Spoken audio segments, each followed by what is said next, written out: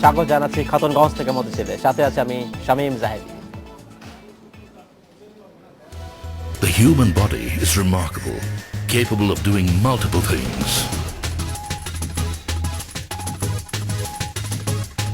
But there is a limit to our endurance. We call it fatigue. Similarly, the steel in your home has a limit to its endurance, and the endurance limit of BSRM Extreme stands beyond 5 million cyclic loading. BSRM Extreme. চাল সহ 6টি পণ্য বাজারজাতকরণে পাটের বস্তা ব্যবহারে বাধ্যতামূলক করা হয়েছে বলে হলেও পুরোপুরি তা মানা হচ্ছে না। ব্যবসায়ীরা বলছেন পাটের চেয়ে প্লাস্টিক বস্তার সুবিধা বেশি থাকায় পাটের ব্যবহার পুরোপুরি সম্ভব নয়। এদিকে খুব শিগগিরই আইন বাস্তবায়নের উদ্যোগ নেওয়া হবে বলে জানিয়েছে আমাদেরকে এই খাতের সংশ্লিষ্টরা। আজ আমরা আলোচনা করব পাটের বস্তার ব্যবহার নিয়ে। এই নিয়ে আলোচনা করতে আমার সাথে স্টুডিওতে উপস্থিত রয়েছেন Bangladesh diversified jute products manufacturers and experts অ্যাসোসিয়েশনের মহাসচিব এবং ক্রিয়েশনস প্রাইভেট লিমিটেডের ব্যবস্থাপনা পরিচালক মোহাম্মদ রাশিদুল করিম। তবে মূল আলোচনা যাবার আগে দেখে নেব একটি প্রতিবেদন। সব ধরনের চাল বাজারজাত করার ক্ষেত্রে পাটের বস্তা ব্যবহার বাধ্যতামূলক করার সরকারি সিদ্ধান্তের বিরুদ্ধে আদালতে যান ব্যবসায়ীরা। আদালত প্রথমে 3 মাসের স্থগিতাদেশ দিলেও সম্প্রতি তা তুলে নিয়েছে হাইকোর্ট। ফলে চাল বাজারজাতকরণে পাটের বস্তা ব্যবহার বাধ্যতামূলক হলেও তা বাস্তবায়ন কঠিন হয়ে পড়েছে। রাজধানী সহ সারা দেশে প্লাস্টিক বস্তাতেই বিক্রি হচ্ছে চাল। আমরা আবার মেলারদের ইনফর্ম করছি, ওরা সময় নিছে আমাদের কাছে যে ওরা প্রসেসিং করতেছে। পাটের বস্তা যখন মেলাররা মনে করেন ঢাকার ভিতরে ছাড়া শুরু করবে তখন আস্তে আস্তে করে প্লাস্টিকের বস্তা উঠে যাবে। কুষ্টিয়া, দিনাজপুর, নওগাঁ সহ দেশের বেশিরভাগ চালকলে ব্যবহার হচ্ছে প্লাস্টিকের বস্তা। তুলনামূলক খরচ কম আর সরবরাহ সুবিধা সহ বিভিন্ন কারণে পাটের বস্তা পুরোপুরি ব্যবহার সম্ভব নয় বলে মনে করেন চালকল মালিকরা।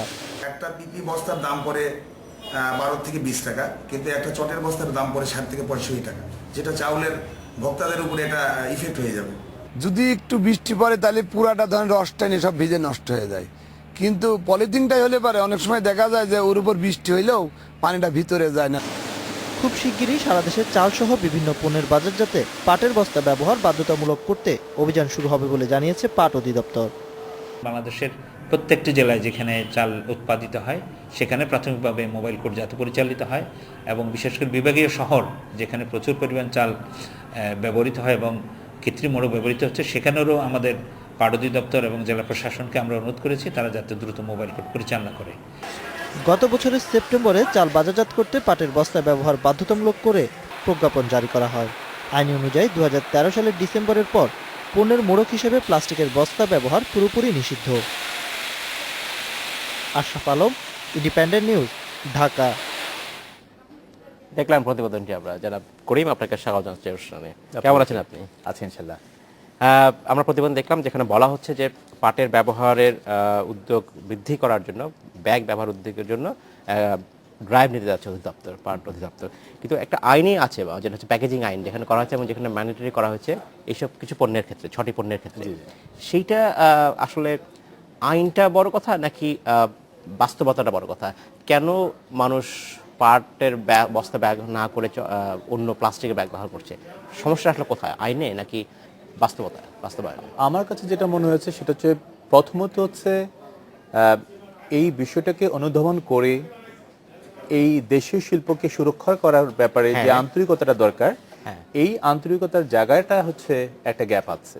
আচ্ছা, কারণটা হচ্ছে আমাদের পার্শ্ববর্তী দেশ ইন্ডিয়াতেও এই আইনটা আছে, এবং এটা আজকে না, তারা প্রায় গত বেশ কয়েক বছর ধরেই আইনটা বলবৎ আছে, এবং দেখা যাচ্ছে ওখানে স্থানীয় যে ফুড প্যাকেজিং এর ক্ষেত্রে এই আইনটা বলবৎ থাকার কারণে পাট শিল্প যেটা ইন্ডিয়াতে আছে তাদের প্রায় 40% প্রোডাকশন লোকাল কনজাম্পশনের কারণে এই শিল্পটা ধীরে ধীরে অনেক এগিয়ে গেছে। আচ্ছা, আমাদের দেশে যে জিনিসটা হয়েছে যে পাট শিল্পকে অনেক বছর ধরেই আমি বলবো যে অবহেলার চোখে দেখা হয়েছে, এবং সেই জায়গাটা থেকে ধীরে ধীরে আমরা পাট শিল্পকে রক্ষা করতে হবে, এগিয়ে নিতে হবে, উন্নয়ন করতে হবে। যারা করে, আমার প্রশ্নটা হচ্ছে খুব স্ট্রেইট। যদি একজন ব্যবসায়ী দেখে যে, আমি একটা কনজিউমারকে বলি, বাজারে দেখি আমরা একটা দেশি প্রোডাক্ট, বিদেশি প্রোডাক্ট, যদি বিদেশি প্রোডাক্ট মান গুণে ভালো হয়, দাম কম হয়, তখন কিন্তু সাধারণ মানুষরা কিন্তু বিদেশিটাই কেনে।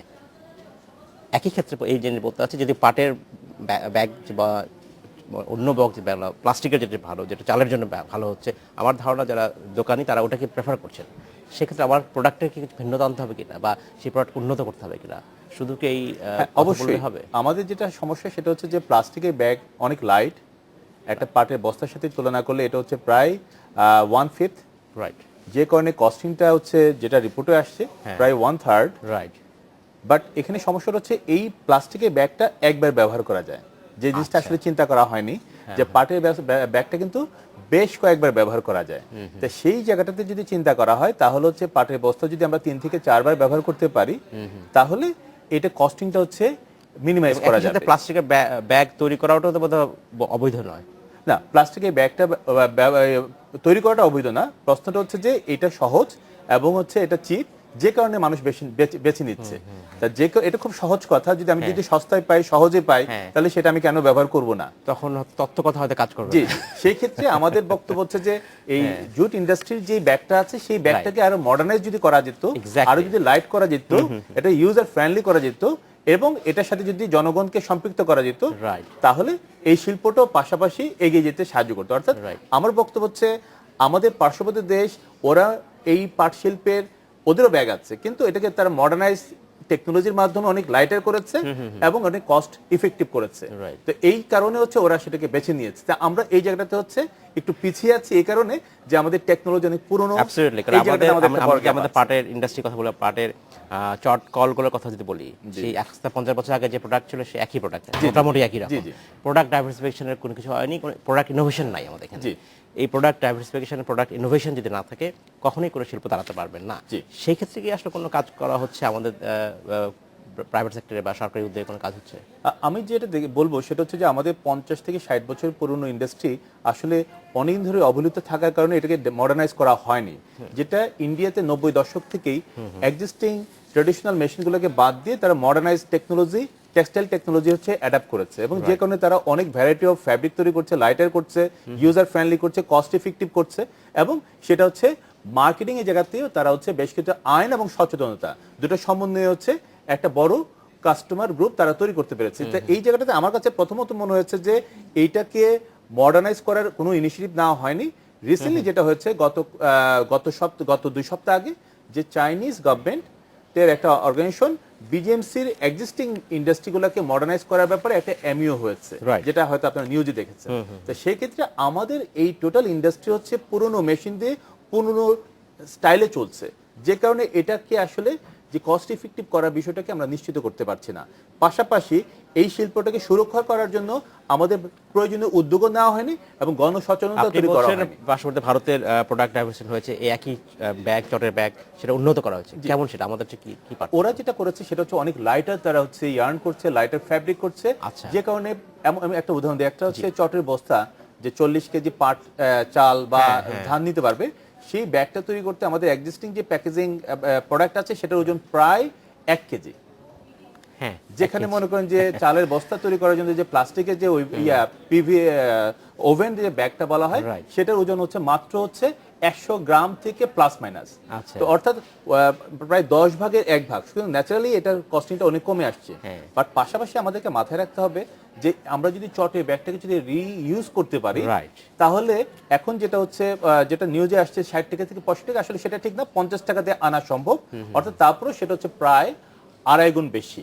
তো এই 2.5 গুণটা যদি আমরা 3 বার অন্তত ব্যবহার করার ব্যাপারে উদ্যোগ নিতে পারি বা এবং গণসচেতনতা তৈরি করতে পারি তাহলে হয়তো এই চ্যালেঞ্জটা আমরা অতিক্রম করতে পারবো। আর সর্বোপরি বড় কথা হচ্ছে যে আমাদের প্লাস্টিকেরও তো একটা মানে সাইড ইফেক্ট আছে, যেটা আমরা দর্শকদের জানাচ্ছি যে প্লাস্টিক কিন্তু 1000 বছরও মাটির সাথে মিশে যায় না। 1000 বছরও, যেখানে পাটের বস্তা যে 6 থেকে 7 মাসের মধ্যে মিশে যায়, অর্থাৎ বায়োডিগ্রেডেবল।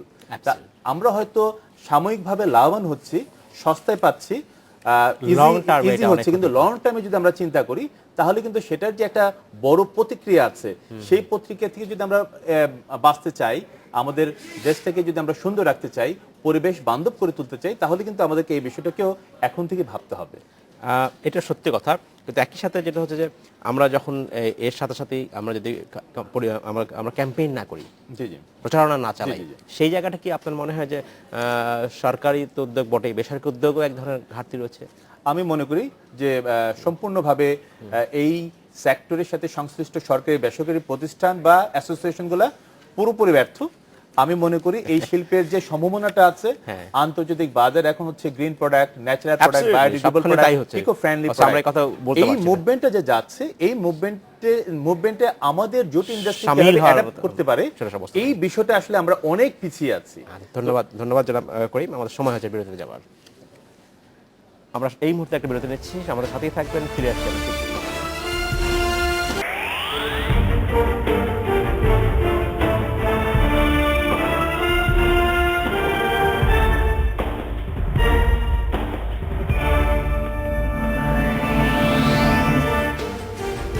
স্বাগত আরেকবার খাতুনগঞ্জ থেকে বলছি।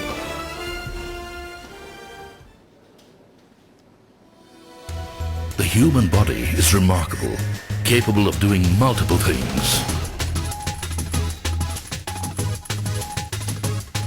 But there is a limit to our endurance. We call it fatigue. Similarly, the steel in your home has a limit to its endurance, and the endurance limit of BSRM Extreme stands beyond 5 million cyclic loading. BSRM Extreme.